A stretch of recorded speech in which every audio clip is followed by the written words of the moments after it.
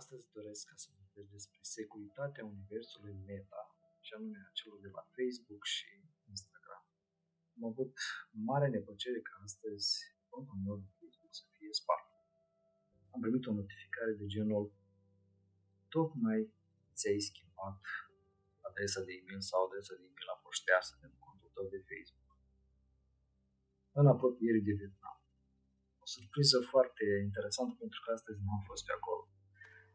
Deci, chiar dacă am avut activată opțiunea autentificare cu 2 factori, plus la aceasta adresa de e-mail, numărul de telefon și tot ce este necesar legat de securitatea contului meu de Facebook, în câteva secunde a fost pur și simplu, nu am putut opri astfel de încercări.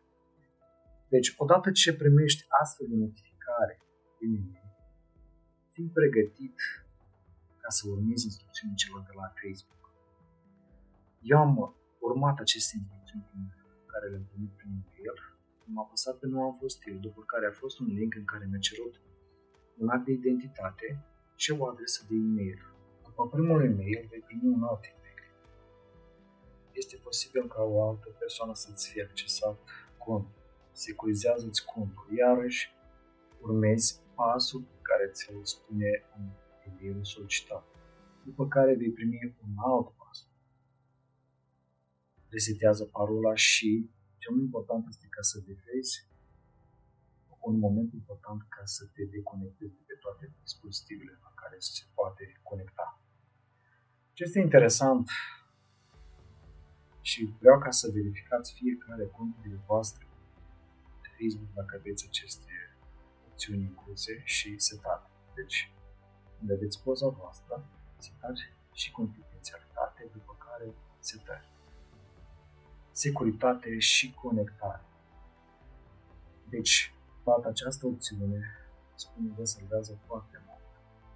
Deci, verificați dacă aveți o adresă de e-mail și un număr de telefon valid în care cineva v-a făcut contul și cumva stați la dubii, dar este adresa mea sau nu este adresa mea personală. În caz că nu este adresa dumneavoastră, foarte simplu, încă cât mai aveți posibilitatea, puteți să vă editați adresa voastră de e-mail din secțiunea generală. Odată ce ai pus-o aici, vei primi iarăși un cod de verificare extra și apoi poți sta liniștit și cu numărul de telefon o bună perioadă de timp, că nu ți va sparge nimeni. Și dacă ți-l va sparge cineva contul, în câțiva pași pe care i-am urmat, am putut să-mi recuperez contul. Practic am avut nevoie de 5 minute. O să vă arăt imediat cum funcționează și de pe telefon această metodă. Foarte simplu. Deci de pe telefon este necesar ca să accesăm aceste 3 minute, după care setări și confidențialitate, setări, parolă și securitate și asigurați-vă că aveți autentificare cu 2 factori activ. Deci, metoda de securitate este din telefon, în care o să primesc codul de fiecare dată când cineva se loghează. Acum o să vă arăt pe Instagram. La fel. Setări, securitate, verificare, securitate.